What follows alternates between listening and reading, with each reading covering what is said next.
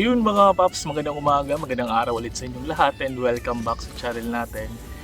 And for this episode naman, try nating i-restore yung black trim ni Ford Terittory, yung part ng rear bumper niya kasi for almost a year na ginagamit natin si Ford Terittory and yung garage niya is medyo exposed sa elements. Hindi siya nag-wear out yung paka-black ng plastic trim ni Ford Terittory, yung rear bumper niya. So nag-try tayo ng isang brand para ma-restore yung black trim niya and we'll see how will it work for sa time ng pag-experiment natin, kung mag-fade pa ba siya o effective ba siya gamit itong brand na ito, which is very cheap lang naman, worth almost 260 pesos. Actually cheap siya compared dun sa mga recommended. So tinry lang natin ito kung makakatipid ba tayo o worth it ba or ano.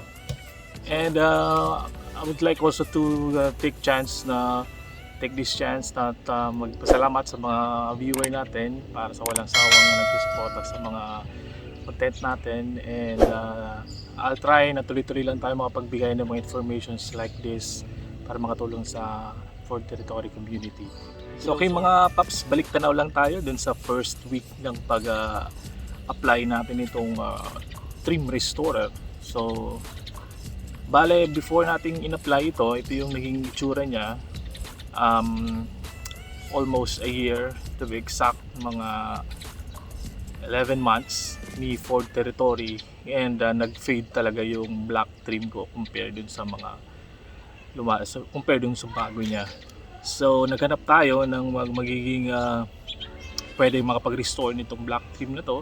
Nakakita tayo sa Lazada, which is very cheap lang, around 250 plus, and we will try kung ano yung magiging resulta nito sa mga susunod na mga weeks. So first things first, salinisan muna natin yung surface itong black trim na to, and try natin lagyan ng tape yung mga applyan natin kasi hindi pa natin sure kung gaano katapang itong trim restorer na to sa paint naman natin. So try natin i-tape kung para safe naman yung masosobrahan natin ng application. So ito.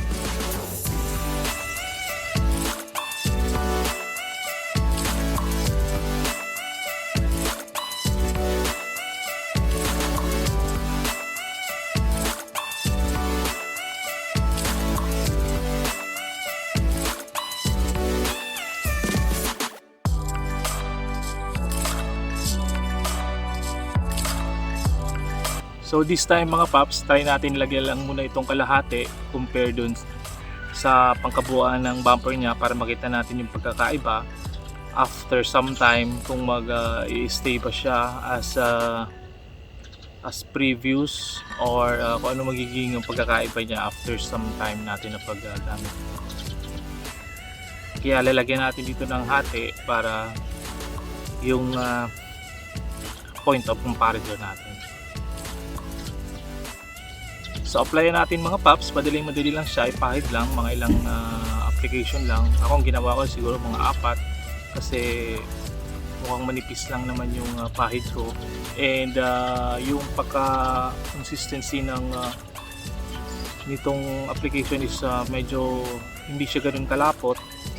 Yung viscosity niya is mababa lang, so hindi siya ganoon kapal pag pinahid mo. So mga ilang application ang ginawa ko dito para at least sure tayo. So ito na yung application natin mga paps, is medyo nag-iba talaga siya sa unang pahid natin, sa unang application natin. So naging black ulit kumpara dun sa previous natin na may nag-fade. So this time is kailangan natin ng 24 hours curing. Sabi dito sa direction nitong product. So i-try natin siyang i-procure ng 24 hours. Pabalikan natin siya after a week and a week or so, mga 2 weeks and 3 weeks, and let's see ano magiging resulta natin ito.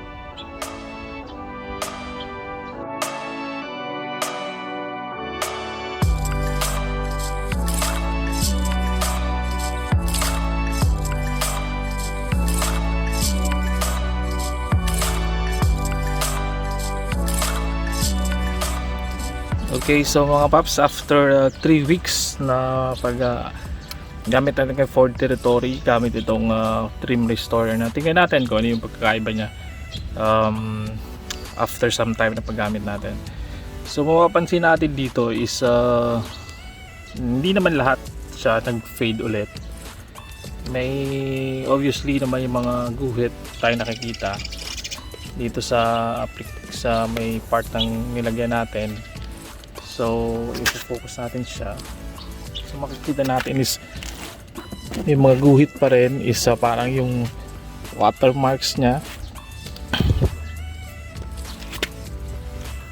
So parang hindi siya totally nag-stay sa black na restored black.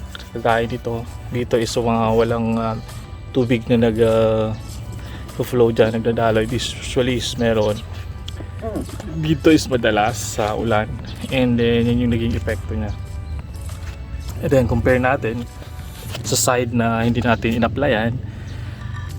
So may natira dito sa nilagyan natin, and pero not looking good para sa akin. We need to reapply all over again. So this time is apply natin siya lahat na ng bumper para makita natin yung paka-block niya. So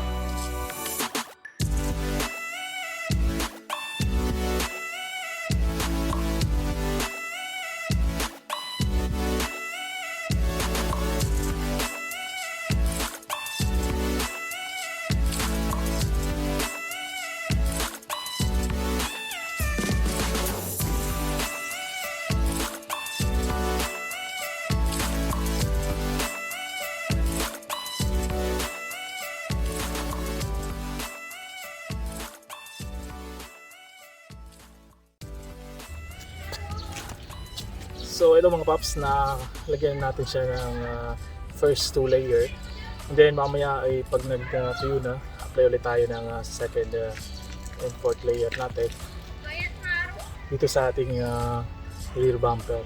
And mapansin nyo, medyo nahalata pa rin yung hati natin dito kasi hindi pa siya nag-cure. So atay natin, pag nag-cure siya, papantay na siya dito sa black kasi lububog na yung chemical dito sa trim naman. And so yun mga paps, madali lang pag-apply, medyo mainit lang. Sige, okay. So ayun mga paps, quick video lang ito, quick info. And it looks like yung product natin is hindi gaano ka-effective, and siguro we need to reapply and reapply every month or so para maibalik natin yung trim, yung black trim. So I think merong mga products na talagang mas maganda kaysa dito. Well, siguro mas mahal.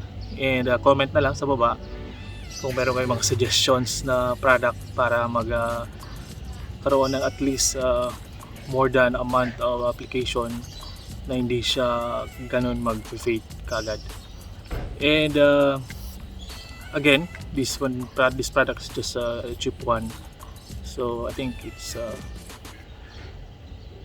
what you get from the price. And ayun mga paps, so ayun mga paps, sana nakatulong itong video nito sa mga case na sa iba na meron din case na kagaya sa akin and naghahanap din ng trim restore. Itong sa product is na-try na natin, and we'll try more dun sa ibang product naman kung ano yung mas effective sa atin naman. And kung meron kayong mga suggestions and comments or kung paano yung way ko ng pag-apply, just comment below na lang. Hindi po ako professional detailer, so